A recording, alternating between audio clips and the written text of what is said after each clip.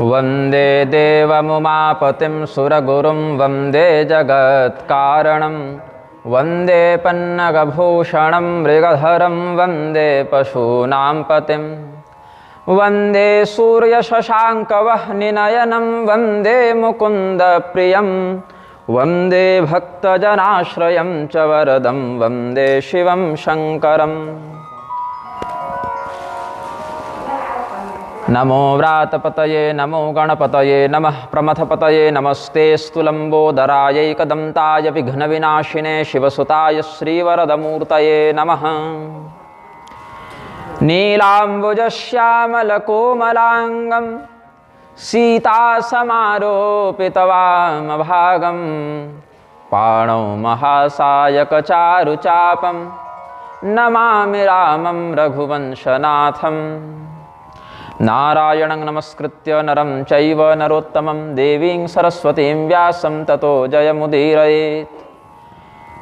ज्ञानस्यास्त्रनिधिर्यातां शङ्करं च द्विजोत्तमं शिवशक्तिसमायुक्तौ नमामि पितरौ निजौ सीतारामगुणग्राम पुण्यारण्यविहारिणौ वन्दे विशुद्धविज्ञानौ कवीश्वरकपीश्वरौ। दक्षिणे लक्ष्मणो यस्य वामे च जनकात्मजा पुरतो मारुतिर्यस्य तं वन्दे रघुनन्दनम्। चरितं रघुनाथस्य शतकोटिप्रविस्तरम् एकैकमक्षरं पुंसां महापातकनाशनम्।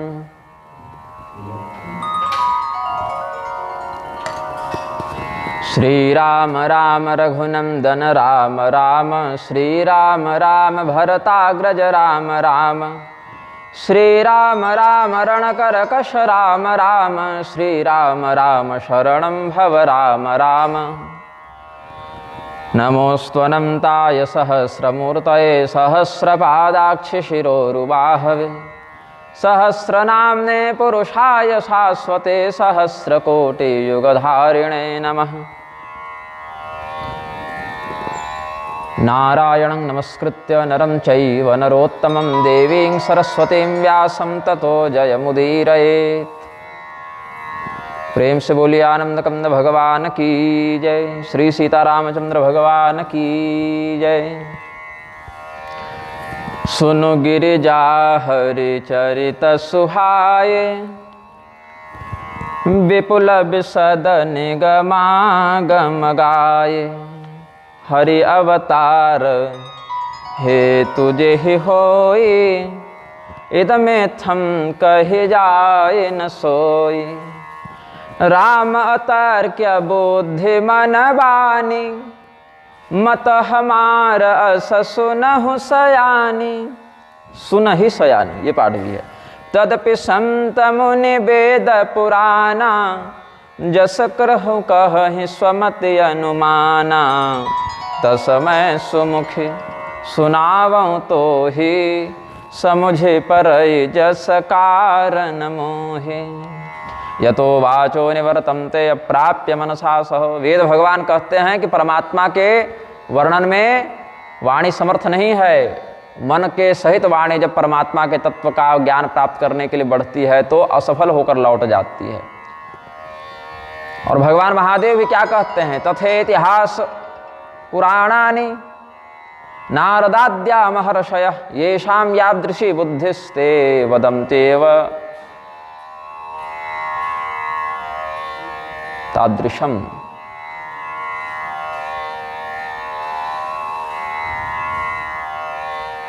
ते वदन्ति एव तादृशम। इसमें एक अक्षर का लोप है छंद में, तो इसीलिए श्लोक थोड़ा सा खंडित प्रतीत होता है।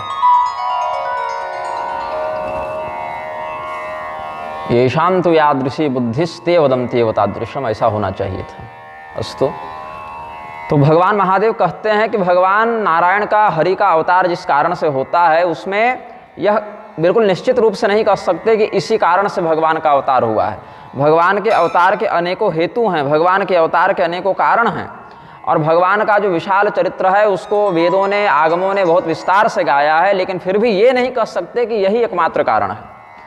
तो हम जो बता रहे हैं अलग अलग संत मुनि वेद पुराणों ने अपने अपने भावानुसार व्याख्यान किया है, तो हम भी अपने मन से जिस प्रकार का बोध हमें प्राप्त है व्याख्यान करेंगे। अलग अलग आचार्यों ने भगवद रूप का, तत्व मीमांसा का ऐसे ही वर्णन किया है। लेकिन हठ क्या हो जाता है इसमें कि कई बार नहीं, अधिकांशतः बार हमारे संप्रदाय के गुरु ने जो कहा वह एकमात्र सत्य है, उसके अतिरिक्त सत्य की कहीं कोई कल्पना नहीं हो सकती, सत्य की कहीं कोई व्याख्या नहीं हो सकती, या शास्त्रीय सत्य का कोई प्रारूप नहीं हो सकता। और अन्य समस्त लोगों ने असत्य भाषण किया है, अनृत भाषण, अशास्त्रीय भाषण किया है। ऐसा हठ जो है वो यदि संप्रदाय के प्रति अनन्य निष्ठा के लिए हो तब तो ठीक है, लेकिन अगर द्वेष परक हो तब बहुत गड़बड़ है इसमें। तो द्वैत वाले अद्वैत वालों को सुनाते रहते हैं, अद्वैत वाले द्वैत वालों को सुनाते रहते हैं, विशिष्टाद्वैत वाले दोनों को सुनाते हैं और दोनों से सुनते हैं। तो इसमें मनुष्य का मन उलझ कर रह जाता है। और श्रुति कहती है यतो वाचो निवर्तन्ते अप्राप्य मनसा सह। भगवान महादेव भी स्वयं जो साक्षात वेद स्वरूपी हैं, यस्य निश्वसितो वेदा, तो भगवान महादेव क्या कहते हैं कि इदमित्थम कही जाए न सोई। और राम अतर्क्य बोधि मन बानी मत हमार अस सुनहि सयानी। जब भगवान महादेव ऐसी बात कहते हैं तो आजकल के बहुत से लोग जो अपने आप को शास्त्रज्ञ मानते हैं, सिद्धांतनिष्ठ मानते हैं, वो केवल हमारा ही वचन या हमारे ही आचार्य का वचन एकमात्र सत्य है, ऐसा जो दंभ भरते हैं अन्य संप्रदायाचार्यों की निंदा में, यह समुचित नहीं है। हाँ, ये अवश्य है कि हमारे आचार्य ने जो कहा वह हमारे लिए सर्वथा समुचित है, अनुकरणीय है और मेरे लिए कल्याण का मार्ग है, ये श्रद्धा तो होनी चाहिए। किंतु पर संप्रदायाचार्य के मुख से निकला कोई भी वाक्य जो स्वपक्ष विरुद्ध प्रतीत हो वह असत्य है या अशास्त्रीय है, ऐसा समुचित हम नहीं समझते हैं। जब जब होई धर्म कै हानि बाढ़हि असुर अधम अभिमानी।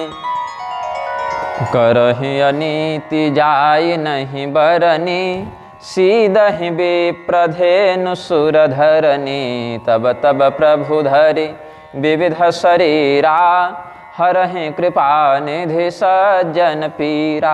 अत्र ते कथयिष्यामि रहस्यमति दुर्लभम। एक अद्भुत रहस्य बताता हूँ। अध्यात्म रामायण में शिव जी यही प्रतिज्ञा करते हैं। भागवत में भी देखिए भगवान के अवतार का कारण क्या है। अक्षौहिणीनां पतिभिर सुरैर्निपलां छनैः भुव आक्रम्यमाणायां भाराय कृतोद्यमः। अनुग्रहाय भक्तानां धेनूनां रक्षणाय च यदा यदेह धर्मस्य क्षयो वृद्धिश्च पाप्मनः तदा तो भगवानीश आत्मानं सृजते हरिः। बड़ी बड़ी अक्षौहिणी सेनाओं के अधिपति राक्षस जब राजा के रूप में आ जावें, राजा बन जाएं, या राजाओं के अंदर बुद्धि को विकृत करने के लिए संस्कार रूप में वास करने लगें और पूरी पृथ्वी के भार को बढ़ाते हुए पृथ्वी को आक्रांत करने लगें, तब अपने भक्तों पर अनुग्रह करने के लिए भगवान अवतार लेते हैं। जब जब धर्म की हानि होती है, अधर्म की वृद्धि होती है, तब तब सद्धर्म मार्ग की प्रतिष्ठा के लिए, संरक्षण के लिए, दुष्टों के विनाश के लिए भगवान का अवतार होता है। यदा यदा हि धर्मस्य ग्लानिर्भवति भारत अभ्युत्थानम धर्मस्य तदात्मानं सृजाम्यहम्। परित्राणाय साधूनां विनाशाय च दुष्कृतां धर्म संस्थापनार्थाय संभवामि युगे युगे। इसीलिए मोक्षदायी इन स्वरूपों की भक्तजन आराधना करते हैं। उग्र स्वरूप वाले भूतपतियों की आराधना नहीं करते, क्योंकि वहां से भोग विलास आदि जो प्राप्त होंगे वो भी नश्वर फल को प्रदान करेंगे और उनसे फिर मोक्ष नहीं होगा। लेकिन जो मोक्ष मार्गी व्यक्ति हैं वो घोर रूपी उग्र स्वरूपों की आराधना छोड़कर, भूत प्रेत इत्यादि की आराधना छोड़कर शांत समदर्शी आह्लादक स्वरूप वाले नारायणांशों का आराधन करते हैं। मुमुक्षवो घोर रूपान हित्वा भूतपतिनथ नारायण कलाशांता भजन्ति ह्यनसूयवः। असुर मारिथापहि सुरन राखहि निज श्रुति सेत जग विस्तारहि विशद जस राम जन्म कर हेतु। सोई जस गाय भगत भवतरहि कृपा सिंधु जन हित तनु धरहि। राम जन्म के हेतु अनेका परम विचित्र एकते एका। तो अनंतानंत चरित्रों में हे पार्वती हम कतिपय उदाहरणार्थ तुमको दो चार चरित्र सुनाएंगे। तो जन्म एक दुई कहूँ बखानी, सावधान सुन सुमति भवानी। द्वारपाल हरि के प्रिय दोबू, जय अरु विजय जान सब कोबू। वे प्रसापते दूनौ भाई, तामस असुर देह तिन्ह पाई। कनक कशिपु अरुहाट कलोचन, जगत विदित सुरपति मदमोचन। भगवान के पार्षद द्वारपाल, अंतरंग ड्योढ़ी के द्वारपाल, जिनका नाम था जय और विजय, उनकी कथा प्रसिद्ध है। तो सनत कुमार के शाप से ये दोनों भाई जो हैं, दोनों पार्षद जो हैं, वो असुर के रूप में आ जाते हैं। तो सबसे पहले तो ये कश्यप जी के पत्नी अदिति के गर्भ से हिरण्याक्ष और हिरण्यकशिपु के रूप में आए। तो गिर्वाण ऋषभौ दुस्तराद हरिलोकतः, हतश्रियौ ब्रह्मशापाद भूताम विगतस्मयौ, भागवत में। और इनके नामकरण का भी वर्णन, प्रजापतिर्नाम तयोरकार्षेद्य, प्राक्स्वदेहाद्यमयो रजायत, प्राक्स्वदेहाद्यमयो रजायत। तम वै हिरण्यकशिपुं विदुः प्रजायं, तं हिरण्याक्षमसूतमग्रतः। विजयी वीर समर विख्याताधरि बराह बपु एक निपाता, होई नर हरि बपु दूसर मारा। जन प्रहलाद सुजस विस्तारा, हतो हिरण्यकशिपुर हरिणा सिंहरूपिणा, हिरण्याक्षोधरोद्धारो विभ्रता सौकरम वपु। उन दोनों भाइयों में एक जो हिरण्याक्ष था, जिसका जन्म पहले हुआ, और हिरण्यकशिपु गर्भ में पहले आया था। एक गर्भ में पहले आया और एक का जन्म पहले हुआ। तो इसमें दोनों भाई बड़े त्रिलोक मर्दक आतंकवादी, अपने क्षेत्र के बड़े नामी और राक्षसों के सिरमौर। हिरण्याक्ष का वध भगवान ने वाराहावतार के माध्यम से किया, और हिरण्यकशिपु का वध भगवान ने नृसिंहावतार से किया। और यही दोनों भाई बाद में भये निशाचर जाइते, महावीर बलवान, कुंभकर्ण रावण सुभट सुर विजयी जगजान।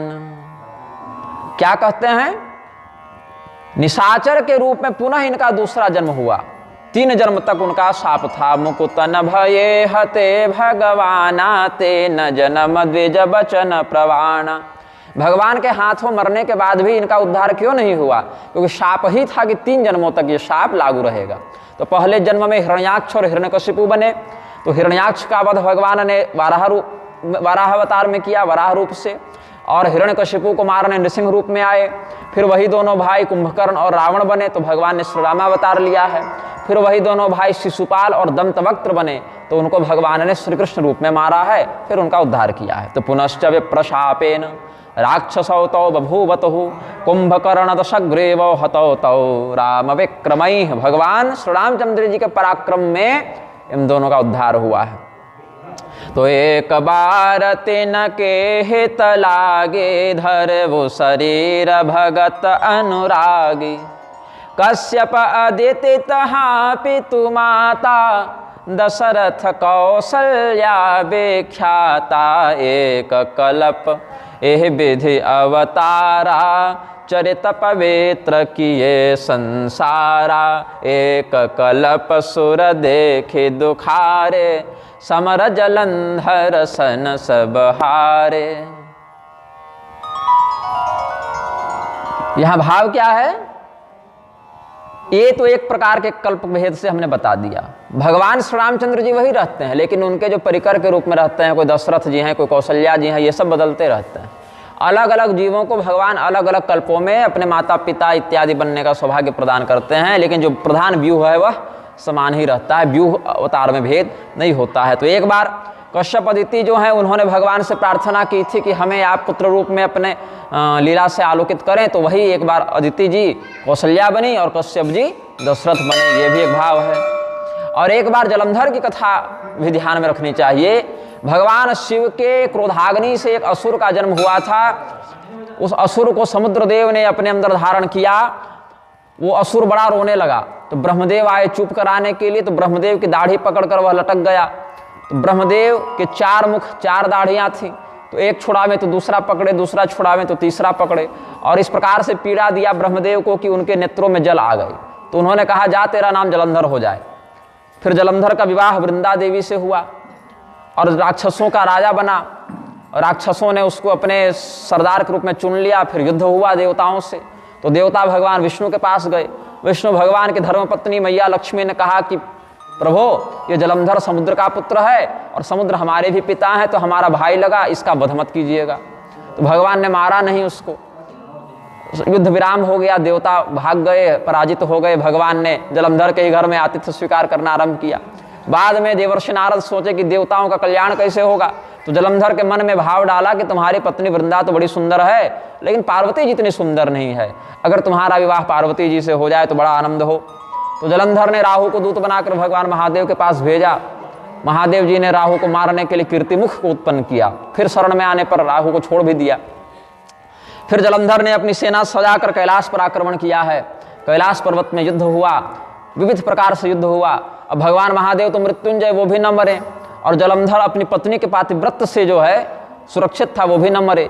तब जलंधर एक दिन भगवती पार्वती से छल करने के लिए माया से शिव जी का रूप बना के गया है और भगवती पार्वती के सतीत्व पर हाथ डालने का प्रयास किया। तो भगवती क्रुद्ध हो गई, पहचान गई कि ये तो राक्षस है, और उसी छल के परिणाम स्वरूप भगवान विष्णु ने जलंधर का रूप बना के वृंदा के साथ गमन किया और वृंदा का सतीत्व भंग करके जलंधर के कवच को तोड़ा, और भगवान महादेव ने फिर उस जलंधर का संहार किया। तो देवताओं के कल्याण के लिए भगवान ने ऐसा करना उचित समझा, इसीलिए किया। लेकिन बाद में वृंदा को जब इस छल का ज्ञान हुआ तो उन्होंने शाप दिया कि आप भी अपनी पत्नी के वियोग में तड़पेंगे, जैसे मैं अपने पति के वियोग में तड़प रही हूँ।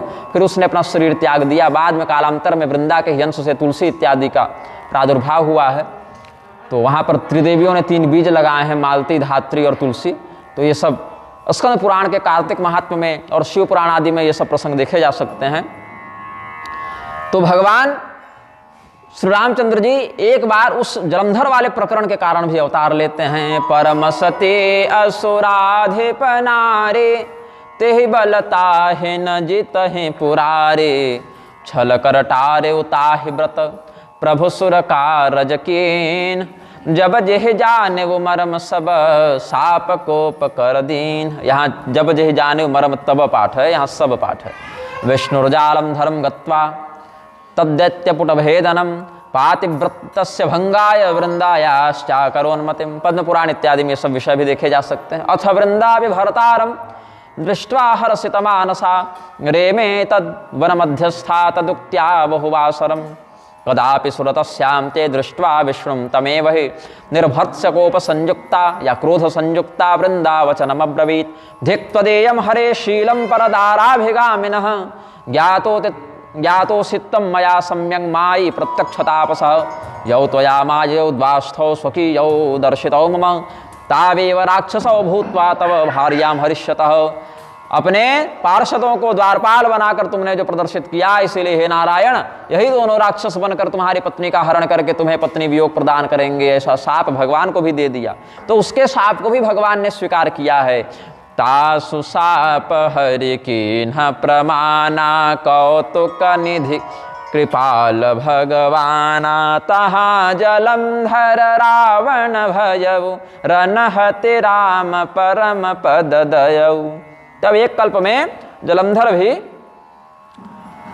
रावण के रूप में आया है, ये भी एक बात है। अहम च शैल रूपेण गंडकी तीर सन्निधौ, अधिष्ठानम करिष्यामि भारते तव शापतः। भगवान ने वृंदा देवी को कहा कि गंडकी नदी के किनारे हम पाषाण रूप में रहेंगे, पत्थर हो जाओगे, ऐसा भी शाप दिया है। वही शालग्राम भगवान के रूप में फिर प्रकट होते हैं गंडकी नदी में, जिनमें आवाहन विसर्जन नहीं होता। वो नित्य प्रतिष्ठित नारायण है। भगवान शालग्राम में आवाहन विसर्जन नहीं होता, वो सदैव प्रतिष्ठित भगवान हैं। तो ये सब भी बहुत सी कथाएं हैं। अब एक समय की बात है, देवर्षि नारद ने भगवान को शाप दिया था, उस शाप को चरितार्थ करने के लिए भी अवतार लिया है। तो प्रति अवतार कथा प्रभु के रे, सुनि मुनि बरनि कभी न घनेरी, सुनु मुनि बरनि कभी न घनेरी। यहाँ सुनी पाठ है, यहाँ सुनु पाठ है, थोड़ा टंकन का भेद है। नारद शाप दीन है एक बारा, कल्प एक लगिते ही अवतारा, कल्प एक ते ही लगे अवतारा, गिरिजा चकित भई सुनि बानी, नारद विष्णु भगत मुनि ज्ञानी। माता जी, स्त्रियों के लिए दंडवत प्रणाम निषेध है, पूरा सोकर स्त्रियां नहीं करती हैं प्रणाम, है ना। पुरुष तो लेट कर सकते दंडवत, स्त्रियां पूरा नहीं, घुटना टेक कर ही करती हैं। तो आगे से ध्यान रखेंगे इसका, है ना। पूरा सोना स्त्रियों के लिए मना है। कारण कवन शाप मुनि देन्हा, का अपराध रमापति कीन्हा। यह प्रसंग मोहि कहु पुरारे, मुनि मन मोह आचरज भारी। अब देवी पार्वती जी के लिए नारद मुनि गुरु के समान हैं, क्योंकि भगवान महादेव की तपस्या की प्रेरणा प्रधानता से उन्होंने ही दी है। और भगवान महादेव के द्वारा भेजे गए सप्तर्षियों ने जब देवर्षि नारद के वचनों से श्रद्धा हटाने का प्रयास किया, पार्वती जी के मन में भेद डालने का प्रयास किया, तो उन्होंने कहा कि नारद मुनि हमारे गुरु हैं, उनके वचनों को हम नहीं छोड़ेंगे। तो जब महादेव जी ने कहा कि नारद शाप दीन है एक बारा, तो देवी पार्वती सोची कि हमारे गुरु जी नारद मुनि तो बड़े प्रबुद्ध हैं, बड़े जितेंद्रिय हैं, भगवान के बड़े भक्त हैं, भगवत विभूति हैं, तो ऐसा क्या हो गया कि भगवान को उन्होंने शाप दे दिया। भगवान ने ऐसा कौन सा अपराध कर दिया कि देवर्षि नारद जैसे शांतचित्त महात्मा के मन में क्षोभ उदित हो गया। तो ये कथा थोड़े विस्तार से हमें समझाइए, ये देवी जी ने अनुरोध किया है। तो भगवान मुस्कुराए और कहते हैं, बोले बिहसि महेश तब, ज्ञानी मूढ़ न कोई। जेहि जस रघुपति करहि तब, सो तस तेहि छन होय। कहु राम गुण गाथ, भरद्वाज सादर सुनहु। भव भंजन रघुनाथ, भज तुलसी तजिमान मद। महादेव जी मुस्कुराए, बोले देखो ज्ञानी भी कोई नहीं है और मूर्ख भी कोई नहीं है। भगवान जिसको जब जैसी प्रेरणा देना चाहते हैं वैसी प्रेरणा हो जाती है।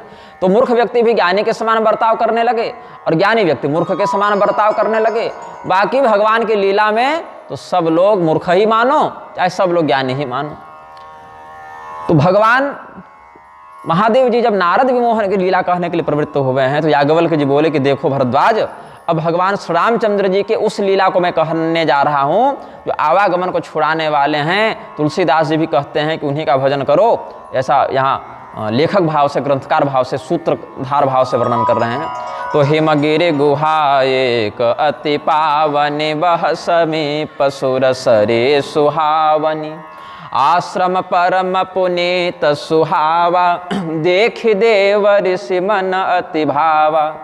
हिमशैल गुहा काची देका परम शोभना, यत् समीपे सुर नदी सदा वहति वेगता।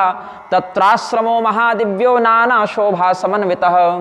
तपोर्थम समयौ तत्र नारदो दिव्य दर्शनः। ताम दृष्ट्वा मुनि शार्दूलस्तेपे स सुचिरम तपः। बद्ध्वासनं दृढ़ं मौने प्राणानायम्य शुद्धधीः। हिमालय पर्वत में एक गुफा थी, उस गुफा के बिल्कुल निकट से गंगा नदी बहती थी और बहुत शांत स्थल, बहुत निर्मल तपोवन, कोई उत्पात नहीं, कोई प्रकार की समस्या नहीं। तो एक बार घूमते फिरते देवर्षि नारद वहाँ पहुँचे तो उनके मन में बड़ा सुंदर वो स्थान रम गया, जच गया।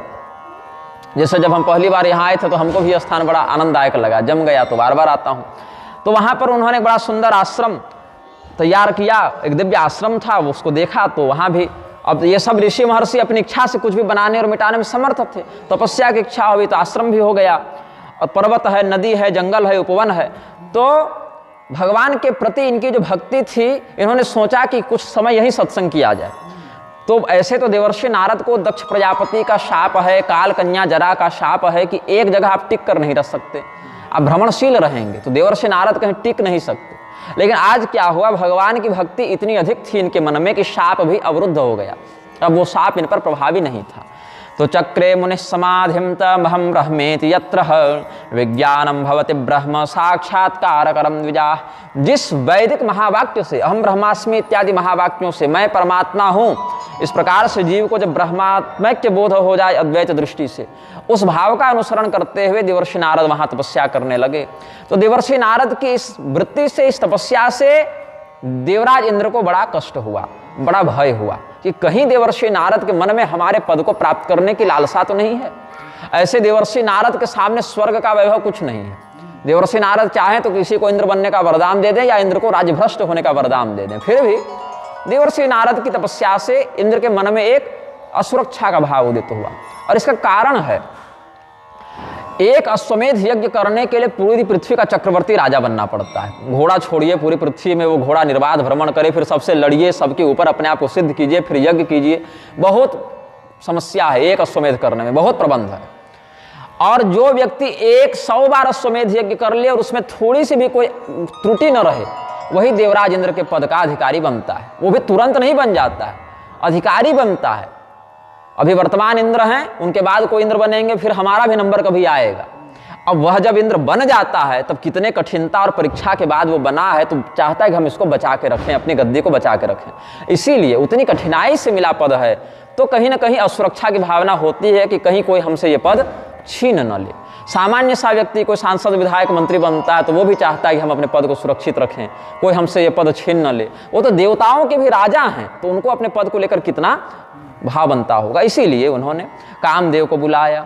इत्थम तपति वै तस्मिन् नारदे मुनि सत्तमे चकम्पेथ सुनाशीरो मनः संताप विह्वलः सस्मार सस्मरं शक्रश्चेतसा देवनायकः आजगामद्रुतं कामः समधीर्महिषी सुतः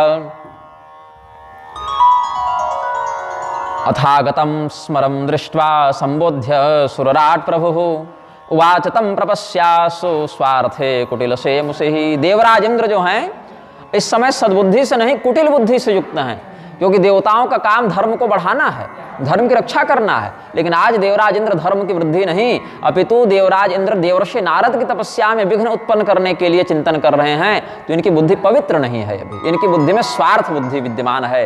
तो अपनी पत्नी और पुत्र आदि से युक्त कामदेव को आवाहित किया। कामदेव जब आहूत हुआ तो कामदेव आए हैं, बोले क्या आदेश है? तो कहे सहित सहाय जाहु मम हेतु चले वो हर सिंह जलचर केतु। कामदेव के झंडे में मछली का चिन्ह है और कामदेव को इसलिए झस केतु, जलचर केतु कहा। तो मित्रवर्य महावीर सर्वदा हितकारक शृणु प्रत्यावचो में त्वं कुरु साहाय्यमात्मना। हे मित्र, तुम बड़े पराक्रमी हो, हे कामदेव तुम्हारा प्रभाव बड़ा अमिट है, अपराजित हो तुम हमारे लिए काम करो। मुझे ऐसा लगता है कि चहत देव ऋषि मम पुरवासा। देवर्षि नारद कहीं स्वर्ग की कामना से तो तपस्या नहीं कर रहे हैं। तो याचन्न विविधो राज्यम समतेति विशंकितः, कहीं ब्रह्मदेव से हमारा राज्य ही ये न मांग लें, ऐसा संदेह हमारे मन में है। तुम क्या करो, देवर्षि नारद की तपस्या में विघ्न डालो। अब देखिए, देवर्षि नारद के साधना और वैराग्य की दृष्टि में स्वर्ग का सुख वैसा ही है जैसी सूखी हड्डी। लेकिन अगर कुत्ता सूखी हड्डी चाटेगा तो चाहता हम इसको बचा के रखें, हमारे ही पास से हड्डी रहे। तो स्वर्ग का सुख यद्यपि बहुत श्रेष्ठ नहीं है, देवर्षि के स्तर में तो श्रेष्ठ नहीं है, हम लोग के लिए हो सकता है बहुत बढ़िया हो, लेकिन उनके लिए वो कुछ नहीं है, तुच्छ है। फिर भी देवराज इंद्र उसको बचा के रखना चाहते हैं। शुष्कमस्तिम गृहीत्वा स्वा सिंहम दृष्ट्वा पलायितः। कोई कुत्ता सूखी हड्डी चाट रहा था, सिंह को देखा तो हड्डी लेकर भागा कि कहीं ये हमारी हड्डी चुरा न ले, छीन न ले। अब सिंह को हड्डी से क्या मतलब है, सूखी हड्डी से। वैसे ही विचार्यत्थम स्वमनसि किमिदं न ग्रहिष्यति इत्याज्ञसो महेंद्रेण इत्याज्ञप्तो महेंद्रेण। यहाँ प और त संयुक्त है, सकार का भ्रम कर रहा है। सकामः समधुप्रियः जगामतस्थलं गर्वादुपायं स्वंचकारः। अपने मित्र वसंत ऋतु के साथ, अप्सराओं के साथ, गंधर्वों के साथ देवराज इंद्र का आदेश पाकर कामदेव उस स्थान पर गए जहां पर देवर्षि नारद तपस्या कर रहे हैं। और बहुत सुंदर से जो भी कामोद्दीपक तत्व हो सकते हैं, वैसा नृत्य, वैसा संगीत, वैसा गान, वैसी भावनाएं वहां प्रसारित करने लगे। तो रचयामास तत्रासु स्वकलाः सकला अपि वसंतोपि स्वप्रभावं चकार विविधं मदात् करहि गान बहुतान तरंगा बहुविधि क्रीडहि पानि पतंगा देखि सहाय मदन हरसाना कीन्हि सिपुनि प्रपंच विधि नाना। लेकिन देवर्षि नारद इतने एकाग्र चित्त थे, इतने जितेंद्रिय थे, भगवान की शरण में थे, तो भगवान की कृपा के कारण कामदेव का प्रभाव उनके मन पर नहीं पड़ा। न बभूव मुनेश्चेतो विकृतम मुनि सत्तमाः भ्रष्टो बभूव तद्गर्वो महेशानुग्रहेण।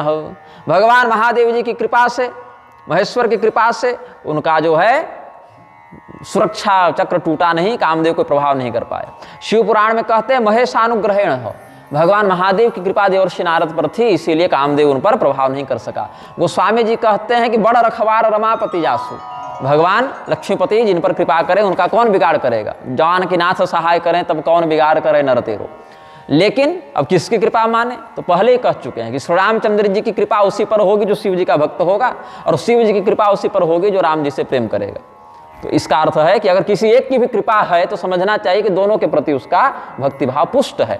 तो सहित सहाय सभेत अति मानिहार मन मैन, गहे से जाय मुनि चरण तब कहे सोठियारत बैन। कामदेव ने देखा कि हमारे पूर्ण पराक्रम के प्रदर्शन के बाद भी देवर्षि नारद पर कोई प्रभाव नहीं हुआ, तो डर गया कि कहीं हमें शाप न दे दें, कहीं हमें दंड न दे दें। तो अपने समस्त सहयोगियों के साथ जाकर कामदेव देवर्षि नारद के चरणों में प्रणाम करते हैं और कहते हैं, प्रभु हम तो नौकर हैं, हम तो सेवक हैं, हम तो आदेश पालक हैं। देवराज इंद्र ने जैसा आदेश दिया हम वैसे पहुंच गए, तो आप हमें क्षमा करें। तो कोई बात नहीं, देवर्षि नारद को क्रोध भी नहीं हुआ। तो काम को तो जीत ही चुके, क्रोध भी जीत लिए, और जिसने काम और क्रोध ही जीत लिया फिर उसके लिए क्या जीतना बच गया।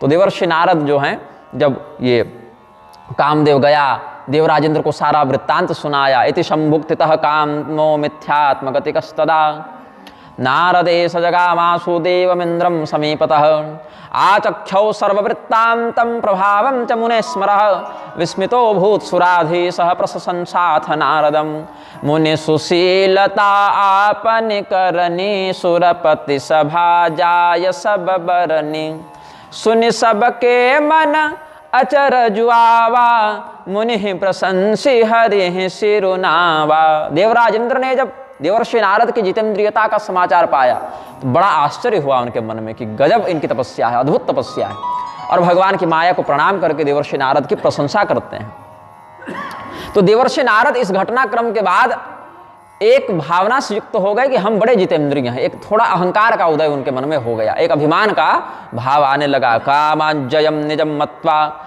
गर्वितो भुन मुनीश्वर कामाजयोस्मि, कामदेव के द्वारा मैं अजेय हूँ, कामदेव मुझे जीत नहीं सकता। कैलासम प्रजयौ शीघ्रम स्ववृत्तम गजितुम मुदा रुद्रम नत्वा ब्रवीत सर्वम स्ववृत्तम गर्भवान मुनि, तच्छ्रुत्वा शंकर प्राह नारदम भक्तवत्सलः। भगवान महादेव के पास गए देवर्षि नारद, क्योंकि हिमालय में ही, हिमगिरी में ही तपस्या कर रहे थे, तो वहां से उनको नजदीक पड़ा शिव जी का स्थान। पहुंचे तुरंत और बहुत प्रकार से अपनी प्रशंसा करने लगे। मार चरित शंकर ही सुनाए, अति प्रिय जाने महेश सिखाए। और भगवान महादेव की कृपा है देवर्षि नारद पर, तो चिंता करते हैं उनकी, क्या कुछ गड़बड़ न हो जाए, इसका ध्यान रखते हैं। तो देवर्षि नारद को समझाते हुए महादेव जी कहते हैं, बार बार बिनवउ मुनि तो ही, जिम यह कथा सुनाए वो मोहि, तिम जनि हरि सुनाय वो कबहू, चले वो प्रसंग दुराय हो तबहू। हे ना तात नारद प्राज्ञ धन्यस्त्वं शृणुमद्वचः, वाच्यमेवं न कुत्रापि हरेरग्रे विशेषतः, पृच्छमानोपि न ब्रूयाः स्ववृत्तं मे यदुक्तवान्। देवर्षि नारद, हे भाई आप ऐसा कीजिए, ये बात यहाँ बोले सो बोले, इसको भूल जाइए और आगे कहीं मत कहिएगा इस विषय को। जिस प्रकार से आपने अपने काम विजय की कथा हमें सुनाई, कहीं दूसरी जगह मत कह दीजिएगा। विशेष करके भगवान नारायण के आगे तो इस कथा को कभी मत सुनाइएगा, भगवान विष्णु के सामने अपनी ऐसी प्रशंसा कभी मत सुनाइएगा। अगर कदाचित भगवान विष्णु अपने से पूछना भी चाहें तो भी बात बदल दीजिएगा, इस बात को उनको मत बताइएगा। अब भगवान नारायण है तो सर्वज्ञ, उनसे क्या छिपेगा, लेकिन अपने मुंह से आप मत कहिएगा। तो शंभुदेन उपदेश हित, नहीं नारद है सुजा, नहीं नारद है सुहान, भरद्वाज कौतुक सुनहु, हरि इच्छा बलवान। क्या कहते हैं याज्ञवल्क्य मुनि कि हे भरद्वाज, आगे जो जो कौतुक हुआ है, जो जो लीला हुई है उसको बताता हूँ, सुनो। भगवान महादेव जिसको साक्षात उपदेश दे रहे हैं, और देवर्षि नारद जैसा प्रबुद्ध व्यक्ति भी हो, लेकिन भगवान अगर चाह लें कि इसको मोहित करना है तो उसको भी दिमाग काम नहीं करता उस समय। तो भगवान महादेव का इतना कल्याणकारी उपदेश भी देवर्षि नारद को अच्छा नहीं लगा। ये क्या बात करते हैं, इतना बड़ा हम काम किए हैं, कामदेव पर विजय प्राप्त किए हैं, और हम अपनी बात बताएं भी नहीं किसी को, लोग हमारी प्रशंसा करें भी नहीं। तो शास्ति स्मिथम च बहुसो रुद्रम सूतिकर प्रभु, नारदो न हितम मेने शिव माया विमोहितः, प्रबला भाविनी कर्म गतिर्गेया विचक्षण, न निवार्या जनैः कैश्चित् अपेक्षा शैव शांकरी। भगवान महादेव की जो इच्छा हो भगवान राम की जो इच्छा हो वही होता है। राम किन्ह चाहै सोई होई, करई अन्यथा अस नहीं कोई। शंभु बचन मुनि मन नहीं भाए, तब विरंच के लोक सिधाई। ततः मुनिवर्यो ही ब्रह्मलोकम जगामह। वहां से तो देवर्षि नारद कहाँ चले गए? ब्रह्मलोक चले गए। अब ब्रह्मलोक के बाद कुछ दिन बीतने पर विष्णुलोक भी चले गए। नारदोथ ययो शीघ्रम विष्णुलोकम विनष्टधि। देवर्षि नारद की जो प्रज्ञा थी उस समय नष्ट हो गई थी। अच्छे बुरे का, उचित अनुचित का विवेक, जितनी प्रखरता से कार्य करना चाहिए उतना कर नहीं रहा था। तो क्या हुआ? एक बार कलतल बर बेना, गावत हरि गुण गान प्रबेना। क्षीर सिंधु गवने मुनि नाथा, जहाँ बस श्रीनिवास श्रुति माथा।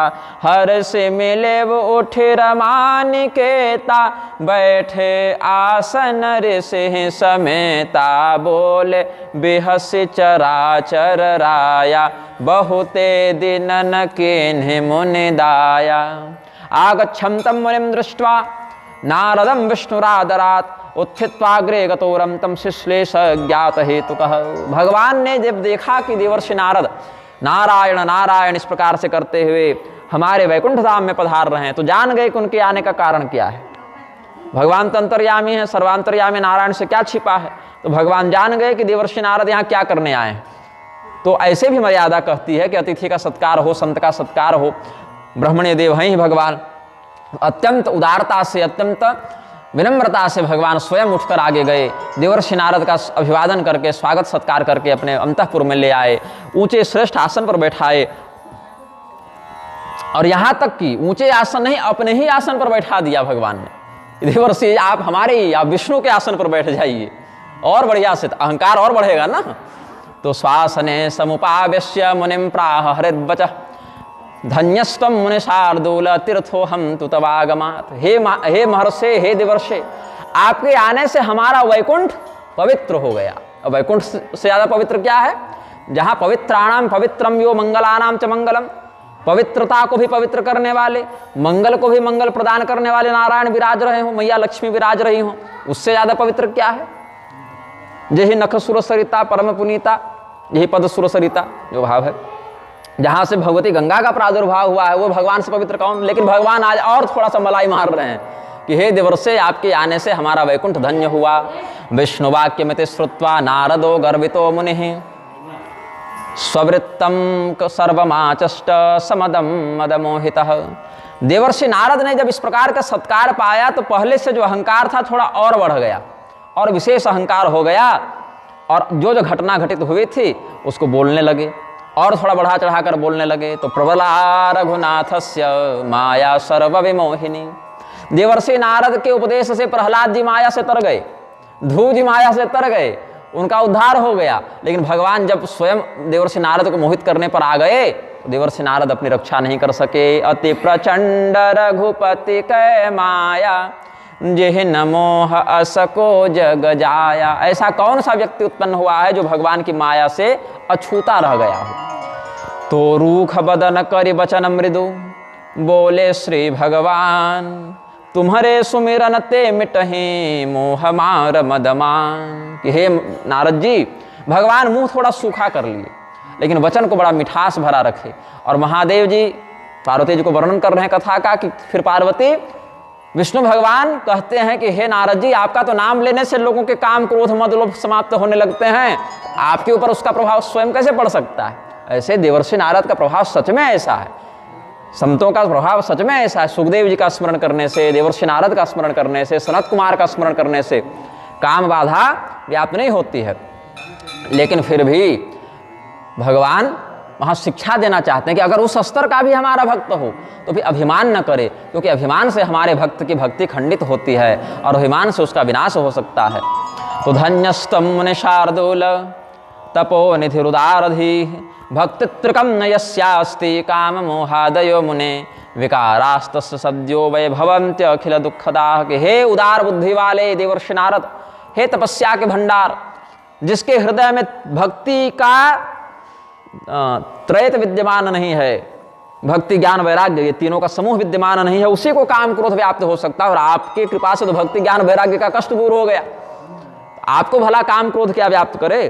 तो ब्रह्मचर्य व्रत रत मति धीरा, तुम्हें की करई मनोभव पीरा। ब्रह्मचारी सदा त्वं हि ज्ञान वैराग्यवान सदा, कथम काम विकारस्या जन्मना विकृत सुधि। या नैष्ठिको ब्रह्मचारी त्वं ज्ञान वैराग्यवान सदा, आप तो नैष्ठिक ब्रह्मचारी हैं, आपका ब्रह्मचर्य तो कोई नहीं टाल सकता, कोई नहीं हिला सकता आपके संयम को। ज्ञान वैराग्य से आप नित्य युक्त रहते हैं, सुंदर बुद्धि वाले, जन्म से ही जिनकी बुद्धि अविकृत है, जन्मना विकृत सुधि, प्रारंभ से ही जिनकी बुद्धि अविकृत है, निर्मल है, उनको काम का विकार कैसे हो सकता है। तो देवर्षि नारद कहे सब प्रभु आपकी कृपा है, लेकिन इस वाक्य में विनम्रता नहीं, समर्पण नहीं, अपितु तो अभिमान था। जैसे कोई सेठ हो, अरबपति खरबपति हो, गुरु महाराज के पास आवे, गुरु जी कहें अरे बढ़िया कारोबार है तुम्हारा, तो औपचारिकता बस कहता महाराज जी आपकी दया है। वो महाराज जी भी जान रहे हैं कोई चापलूसी कर रहा है, लेकिन एक कहने की औपचारिक शैली में कह देता है महाराज सब आपका आशीर्वाद। और कैसा हाल चाल, तो प्रभु आपकी दया है। दया कुछ है नहीं, लेकिन आपकी दया है। तो भगवान की दया तो सच में थी, लेकिन देवर्षि नारद विनम्रता से नहीं कह रहे हैं, अभिमान से, औपचारिकता निभाने के लिए कह रहे हैं कि किम प्रभाव स्मरस्वामिन कृपया यद्यस्थिते मयि। यहाँ कृपया लिख दिया है लेखक ने, लेकिन अशुद्ध होगा ये। यदि आपकी कृपा मेरे ऊपर हो प्रभु, तो कामदेव हमारा क्या बिगाड़ ले। तो नारद कहे वो सहित अभिमाना, कृपा तुम्हारी सकल भगवान। तो भगवान इस प्रकार के व्यवहार को जब देखे तो समझ गए कि देवर्षि नारद के मन में अहंकार का बीज उदित हो रहा है, और ये बीज अभी नहीं नष्ट किया गया तो ये बन जाएगा पेड़, और जब पेड़ बन जाएगा तो इसको नष्ट करना बड़ा कठिन हो जाएगा। और हमारा तो यह प्रण है कि कौन्तेय प्रतिजानिहि न मे भक्तः प्रणश्यति, हमारा भक्त कभी नष्ट नहीं हो सकता, उसको नष्ट होने नहीं देंगे हम। तो देवर्षि नारद को अपने सामने कैसे विनष्ट होता देख सकते हैं, इसीलिए इनके अहंकार को नष्ट करने का कोई न कोई उपाय तो करना पड़ेगा। अब बाहर कोई घाव हो तो मलहम पट्टी कर दे, और अंदर का घाव हो तो ऑपरेशन करके निकालना पड़ता है, ट्यूमर, ऑपरेशन करने में दर्द होता है। भगवान बोले कि नारद जी को 2 मिनट का कष्ट होगा, लेकिन इनका अभिमान रूपी रोग सदैव के लिए समाप्त हो जाएगा। पथरी है तो भैया पेट फाड़ के निकालेंगे। तो करुणा निधि मन देख विचारे, उर अंकुर वो गर्भ तरु भारी, बेग सोमय डारे हवो खारे, पन हमार सेवक हितकारी, मुनि कर हित मम कौतुक होए, अवश्य उपाय कर बहम सोए। मुनिराजस्य हृदये जातं गर्व द्रुमांकुरं, ज्ञात्वा चोत्पाटनोपायं कृतवान् करुणानिधिः। इत्युक्त्वा हरिमानम्य ययो यादृक्षको मुनिः, मुनो यदृक्षया विष्णुर्गते तस्मिन् हि नारदे, शिवेच्छया चकारासु माया माया विशारदः। फिर ऐसा कह के भगवान बोले कि हमारी लीला बढ़ जाएगी, अपना खेल का खेल हो जाएगा और देवर्षि नारद का कल्याण हो जाएगा। तो देवर्षि नारद फिर भगवान को प्रणाम करते हैं और हृदय में अहंकार को लिए दिए ही वो आगे बढ़े। तो भगवान महादेव जी से संपर्क किए मन से कि क्या करना है, अपने भक्त में थोड़ी गड़बड़ दिख रही है तो कुछ माया करें क्या। तो अनुमोदन हो गया कि कीजिए। तो श्रीपति निज माया तब प्रेरी, सुनहु कठिन करनी तेहि केरी। अब क्या वहाँ पर रचना की है भगवान कि मुनि मार्गस्य मध्ये तु विरेचे नगरम महत्, शतयोजन विस्तारम अद्भुतम सुमनोहरम, स्वलोकादधिकम रम्यम नाना वस्तु विराजितम, नर नारी विहाराढ्यम चतुर्वर्णाकुलम परम। देवर्षि नारद जिस मार्ग से जा रहे थे उसी मार्ग में वैकुंठ की शोभा को भी लज्जित करने में समर्थ एक दिव्य नगर का निर्माण भगवान ने अपनी माया से तुरंत करवा दिया। अब उस नगर में बिरचे उमग महानगर तेहि, सतजो जन विस्तार, श्रीनिवास पुरते अधिक रचना विविध प्रकार, बसहि नगर सुंदर नर नारे, जनु बहुमन से जरति तनुधारी। उस नगर में रहने वाले प्रत्येक युगल को देखकर ऐसा ही लगता था मानो स्वयं कामदेव और रति प्रकट हो गए हों। इतनी शोभा, इतनी सुंदरता। और तत्र राजाशील निधिर नाम ऐश्वर्य समन्वितः, वहाँ पर अपने नाम के ही अनुरूप ऐश्वर्य से युक्त एक बड़ा यशस्वी राजा रहता था जिसका नाम था शीलनिधि। अद्भुत रामायण में जहां इस प्रकार का प्रसंग वर्णित है वहां पर अम्बरीश राजा के रूप में वर्णन किए हैं ये। और उसके वैभव को देखकर सैकड़ों इंद्रों का वैभव लज्जित हो जाए, ऐसा उसका पराक्रम, ऐसा उसका वैभव, खजाना सेना सब सतसुरेश सम विभव विलासा रूप तेज बल नीति निवासा विश्वमोहिनी तासु कुमारे श्री विमोह जिह रूप निहारी। उसकी लड़की थी, पुत्री थी, नाम था विश्वमोहिनी। उसको जगन मोहिनी भी कहें, जगत मतलब विश्व, तो विश्वमोहिनी चाहे जगन मोहिनी। तो तस्य कन्या विशालाक्षी श्रीमती वरवर्णिनी जगन मोहिन्य विख्याता त्रैलोक्यप्यति सुंदरी। कदाचित ऐसा कह दें तो लक्ष्मी जी भी उसकी सुंदरता को देखकर शर्मा जावें, लजा जावें, ऐसा सुंदर उसका अद्भुत रूप। उसके स्वयंवर का प्रकरण है। उसके स्वयंवर के लिए देश विदेश से सैकड़ों राजा वहां पर आए हैं। करय स्वयंवर सो नृप बाला आए तहाँ अगणित महिपाला। सुता स्वयंवरोद्युक्तो महोत्सव समन्वितः चतुर्दिग्भ्यः समायातैः संयुतं नृपनंदनैः एतादृशं पुरं दृष्ट्वा मोहं प्राप्तोऽथ नारद। अब देवर्षि नारद चूंकि पूरे ब्रह्मांड में विचरण करते रहते हैं तो उनको पता है कि कहाँ क्या है, लेकिन ये नगर तो भगवान ने बनवाया था देवर्षि नारद के लिए अलग से, तो यहाँ कभी गए नहीं थे।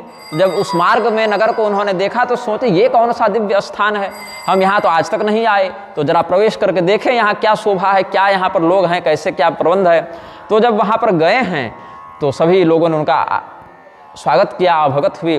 फिर राजा शीलनिधि आए, अपने महल में उनको स्वागत से ले गए, बड़े श्रेष्ठ आसन पर बैठाए। कौतुकी तन्निपद्वारम जगाम मदनैधितः आगतम मुनिवर्यम तम दृष्ट्वा शीलनिधिर्नृपः उपविश्यार्हयाम चक्रे रत्न सिंहासने बरे। और फिर अपने पुत्री राजकुमारी विश्वमोहिनी को लाकर देवर्षि नारद के सामने प्रस्तुत किया और कहा कि प्रभो आप तो सर्वज्ञ हैं, आप हमारी कन्या के गुण दोष इत्यादि का कुछ विचार करके बताएं। आने दिखाए नारद ही भूपति राजकुमार कहु नाथ गुण दोष सब एहि के हृदय विचार।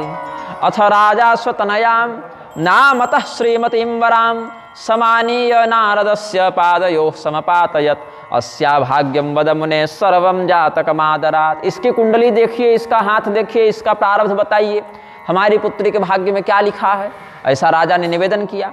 तो राजा जब कह रहा था तो राजकुमारी के रूप को देखकर देवर्षि नारद भूल गए कि हम कौन है और क्या करने आए हैं। पहले तो भाग्य तब बतावे जब नजर हाथ पर जावे, वो तो चेहरे से हट नहीं रह रही, तो इधर उधर के विषय पर क्या देवर्षि नारद चर्चा करें। तो लक्षणता सुबिलो की भुलाने हृदय रख नहीं प्रगट बखाने। फिर जब उस कन्या के दिव्य लक्षणों पर दृष्टिपात किया, भाव समझ में आया, तो बोले क्या कहें हम इसके विषय में। मन में जो प्रसन्नता है वो बाहर आ नहीं रही है। कहते हैं सर्वेश्वरो जितो वीरो गिरीश सदृशो विभु अस्याह पतिर्ध्रुवम भावी कामजित सुरसत्तमः। क्या क्या लक्षण बताए हैं। सर्वेश्वर, इसका जो पति होगा वो सबों का ईश्वर होगा, अजित होगा मतलब उसको कोई पराजित नहीं कर सकेगा, वीर होगा, गिरीश सदृशो विभु भगवान महादेव के समान उसका सामर्थ्य होगा, और अस्याह पतिर्ध्रुवम भावी कामजित सुरसत्तम, इसका पति देवताओं में श्रेष्ठ और कामदेव को भी जीतने वाला होगा। तो देवर्षि नारद सोचे कामदेव को तो शिव जी ने भी जीत लिया है और कामदेव को हमने भी जीत लिया है, तो इसीलिए कामदेव को दोनों ने जीता तो हमारा प्रभाव भी भगवान महादेव के समान हो गया। तो गिरीशो सदृशो विभु में हम भी आ गए और देवता हमारे आगे माथा टेकते ही हैं, हमको किसी ने पराजित किया नहीं है, तो सब लक्षण तो मिल ही जा रहे हैं, तो क्या बढ़िया हो जाए कि हम ही इस कन्या के पति हो जाएं। तो एक भाव मन में उदित हुआ। तो लक्षण सब विचारी उर राखे कछुक बनाई भूप सन भाखे सुतासु लक्षण कहि नृप पाहे नारद चले सोच मन माहि।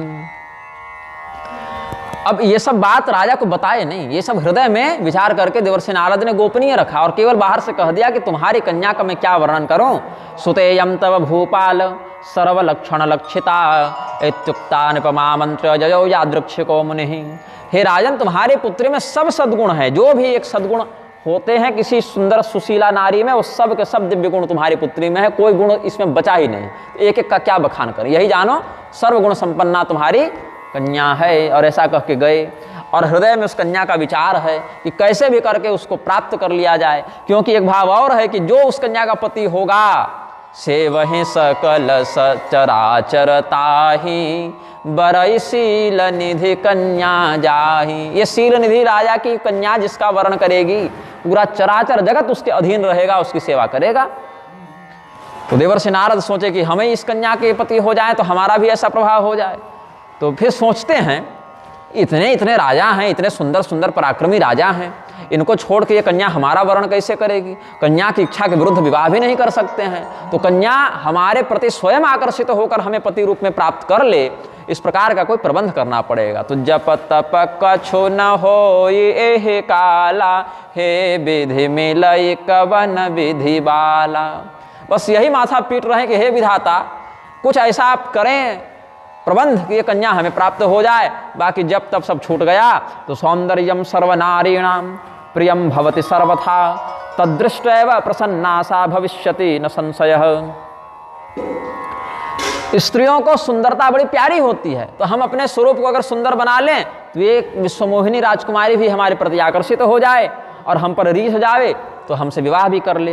तो कैसे हम इस प्रकार का सुंदर रूप प्राप्त करें कि हम पर रीझ जाए? तो चित्ते विचिन्त्य समुनिश्राप्नुयाम कथमेन काम, स्वयंवरे नृपालानामेकं मां प्रणुयात् कथम। हम बाकी राजाओं से अपना ऐश्वर्य विशेष दिखाएंगे तभी तो हमें पति रूप में स्वीकार करेगी। तो किससे मांगे? बोले सभी प्रकार के प्राणियों में जो सुंदरता है वो भगवान विष्णु से ही निकली है। भगवान विष्णु सर्वांग सुंदर हैं, उन्हीं से रूप मांग लेते हैं, उधारी मांग लेते हैं। सदैव के लिए नहीं तो कम से कम विवाह पर्यंत के लिए दे दीजिए। और भगवान के अतिरिक्त हमारा हितैषी कोई नहीं है। ऐसे भगवान हितैषी तो सच में हैं, सबके हितैषी हैं भगवान, इन अपने तरीके से हित करते हैं। तो किसी को समझ में आता है कि हित है और किसी को नहीं भी आता है तो कष्ट होता है। तो विधायत्थम विष्णु रूपम ग्रहीतुम मुनि सत्तमः, विष्णुलोकम जगामासो नारद स्मर विह्वलः, प्रणिपत्य हृषिकेशं वाक्यमेतदुवाचः, त्वदीयो भूपतिः शीलनिधिः। धर्म तत्पर होना चाहिए, वृष तत्पर। हाँ, वृष भी, वृषो ही भगवान धर्म, ऐसे वृष तत्पर ठीक है।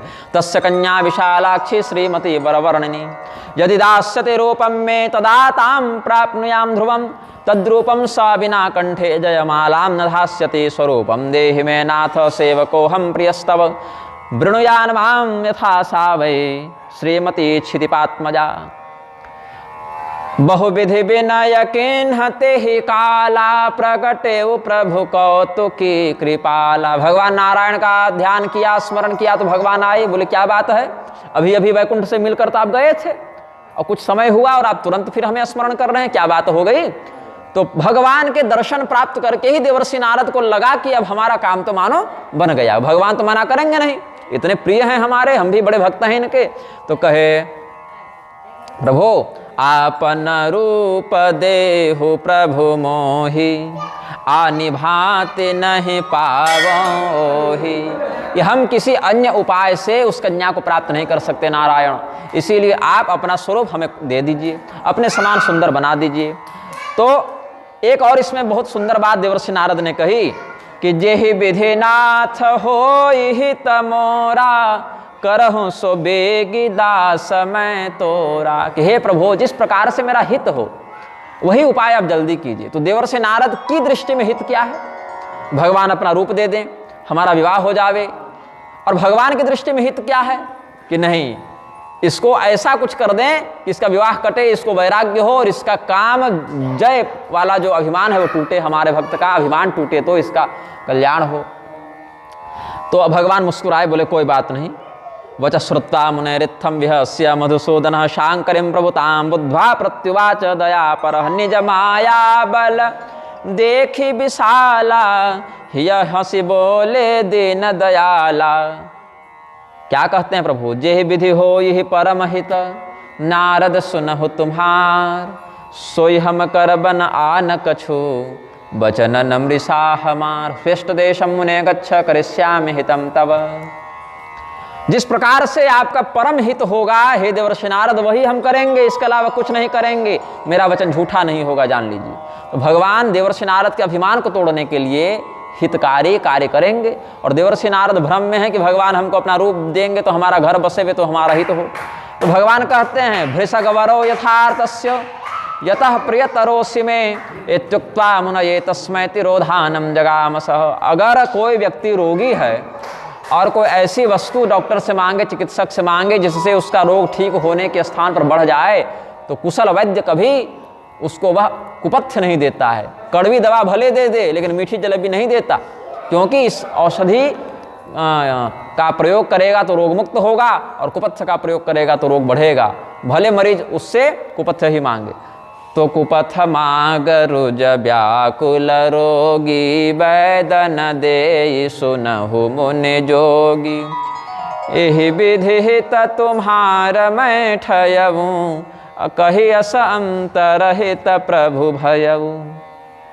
तो माया के कारण देवर्षि नारद का चित्त बड़ा व्याकुल था, विवेक उतना काम नहीं कर रहा था, तो भगवान के इन गूढ़ वचनों को समझ नहीं सके। तो माया विवश भये मुनि मूढ़ा समझे नहीं हरि गिरा निगूढ़ा। भगवान क्या कहना चाहते हैं इस तत्व को समझ नहीं सके, भगवान का लक्ष्यार्थ नहीं पकड़ सके, तो प्रसन्न हो गए कि अब तो हमारा रूप नारायण के समान हो गया। एवं मुक्तो मुनिर्हृष्ट स्वरूपम प्राप्य वै हरे मेने कृतार्थमात्मानं तद यत्नम न बुबोधस। तो देवर्षि नारद को लगा कि हमारा रूप तो कन्या जब देखेगी तो लगेगा कि विष्णु है। तो भगवान ने कैसा यहाँ विचित्र प्रबंध किया है कि देवर्षि नारद का जो स्वरूप है वो बाकी लोगों को सामान्य ही दिख रहा है। देवर्षि नारद को लग रहा है अपनी ओर से कि हमारा रूप तो नारायण का हो गया, और देवर्षि का मुखमंडल जो है वो बंदर के समान प्रतीत हो रहा है कन्या इत्यादि के लिए। तो गवने तुरत तहार सिराई जहाँ स्वयंवर भूमि बनाई। निज निज आसन बैठे राजा बहु बनाव कर सहित समाजा। गवने तुरत तहार सिराई, जहाँ स्वयंवर का प्रबंध किया गया था वहाँ वापस गए देवर्षि नारद। अथ तत्र गतः शीघ्रं नारदो मुनि सत्तमः चक्रे स्वयंवरम यत्र राजपुत्र ही समाकुलम। बड़े बड़े देश विदेश के राजा बैठे हैं, पराक्रमी राजा बैठे हैं। ऐसा लगा जैसे देवराज इंद्र की सभा यहीं लगी हुई हो, इतने तेजस्विता से युक्त सब महापुरुष बैठे हुए हैं। तो स्वयंवर सभा दिव्या राजपुत्र समावृता सुशुभे तेव विप्रेन्द्रा यथा शक्र सभा परा। लगा दूसरा स्वर्ग यही है। तो अप्रियस्यापि पथ्यस्य परिणामः सुखावह वक्ता श्रोता च यत्रास्ति रमन्ते तत्र संपदः। अप्रिय हो लेकिन हितकारी वचन हो तो उसको ग्रहण कर लेना चाहिए, उसका परिणाम अच्छा होता है। जहाँ अप्रिय वचन बोलने का भय नहीं हो, निर्भयता पूर्वक व्यक्ति हितकारी वचन बोले, चाहे सुनने में अप्रिय हो और सुनने वाला भी उसके मर्म को समझकर स्वीकार करे, वहाँ पर संपदा का वास होता है। ये नहीं कि मुंह फुला के बैठ गए कि कैसे हमें अप्रिय लगने वाला वचन बोल रहे हो। अगर वह कल्याणकारी वचन है तो सुनना चाहिए, समझना चाहिए, स्वीकारना चाहिए। तो ऋषि नारद को लगा कि हमारा स्वरूप तो अब विष्णु भगवान के समान हो गया है, तो कन्या तो हमें छोड़कर किसी और को पति बनाएगी नहीं। तो स्थित्वा तत्र विचिन्तेति प्रेते युक्तेन चेतसा मां वरिष्यति नान्यं सा विष्णु रूप धरम ध्रुवम। अब हम विष्णु रूप में आए हैं तो हमें छोड़कर किसी और को पति बनाएगी नहीं। और भगवान उल्टा कर दिए, नारद मुनि के हित का विचार करके उनको भगवान ने बंदर का मुख दिया। हरि शब्द जो है संस्कृत में वो बंदर के लिए भी है और हरि शब्द जो है वो विष्णु के लिए भी है। तो हरि का रूप मांगा था तो भगवान ने पर्यायवाची लगा दिया कि हरि तो बंदर को भी कहते हैं तो बंदर भी चलेंगे। तो मुनि हित कारण कृपा निधाना दीन कुरूपन जाय बखाना। और ये चरित्र कोई जान नहीं पाया कि नारद मुनि बंदर के समान दिख रहे हैं, ये केवल राजकन्या ने समझा। और भगवान शिव के जो दो गण लगे थे पीछे कि कहाँ कहाँ नारद मुनि जा रहे हैं, क्या क्या कर रहे हैं, इसकी व्यवस्था, इसका समाचार भगवान को सुनाते थे महादेव जी को, वो लोग इस रहस्य को जान पाए। वो ब्राह्मण के रूप में थे गुप्तचर सब।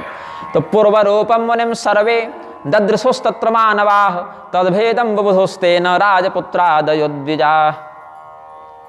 वो जो राजपुत्र इत्यादि थे, जो राजा थे, तद्भेदम न बुबुधु, उस भेद को नहीं समझ पाए। वो तो पहले के ही समान देवर्षि नारद को देखकर प्रणाम कर रहे हैं, उनका स्वागत कर रहे हैं। तो नारद जाने सब ही सिरुनावा। सबको लगा कि देवर्षि नारद भी स्वयंवर में स्वयंवर देखने आए हैं, तो सब प्रणाम किए। लेकिन रहे तहाँ द्वै रुद्रगण, तेजा नहीं सब भेव। विप्रवेश देखत फिरहि परम कौतुकी तेव। तत्र रुद्रगणो द्वौ तद रक्षणार्थम समागतौ।